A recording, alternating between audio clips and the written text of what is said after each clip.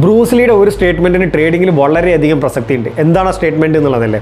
I fear not a man who practice 1000 kick a day, but I fear a man who practice 1 kick 1000 time a day. ചില ആളുകൾ ഇതുപോലെയാണ്, നൂറുകണക്കിന് കിക്കുകൾ ഒരു ദിവസം practice ചെയ്യുന്നത് പോലെ നൂറുകണക്കിന് അറിവുകൾ കുറേ ദിവസം കൊണ്ട് പഠിച്ചെടുത്ത് അന്വേഷിച്ച് പുതിയ കാര്യങ്ങൾ പഠിച്ച് അങ്ങനെ മുന്നോട്ട് പോവുകയാണ്. ഈ അന്വേഷിച്ച് പഠിക്കുന്ന കാര്യങ്ങളിൽ എവിടെയെങ്കിലും അവരെ രക്ഷപ്പെടുത്താനുള്ള ഒരു ഹോളി ഗ്രെയിൽ ഉണ്ടാവുമെന്ന് അവർ പ്രതീക്ഷിക്കുന്നു. എന്നാൽ യഥാർത്ഥത്തിൽ അവർ ചെയ്യേണ്ടത് കിട്ടിയ നോളജിനെ പലതവണ ആവർത്തിച്ച് ആ അറിവിനെ നോളജിനെ അവരുടെ സ്കില്ലാക്കി മാറ്റുക എന്നുള്ളതിലാവണം ഒരാളുടെ ഫോക്കസ് എന്ന് പറയുന്നത്. കാരണം അവർ പഠിച്ച പല അറിവുകളും വളരെ പ്രീഷ്യസ് ആയിട്ടുള്ള അറിവുകളായിരിക്കും. പക്ഷെ അത് അവർ പ്രാവർത്തികമാക്കാതെ മുന്നോട്ട് പോകുന്നതിൻ്റെ കാരണം പുതിയ പുതിയ അറിവുകളിലേക്ക് അവർ ഓടി നടക്കുന്നത് കൊണ്ടാണ്. അപ്പോൾ ഒന്ന് കിട്ടിയ കാര്യത്തെ നിങ്ങളുടേതാക്കി മാറ്റാനാണ് ഒരു ട്രേഡർ ആത്യന്തികമായിട്ട് മുൻഗണന കൊടുക്കേണ്ടത്.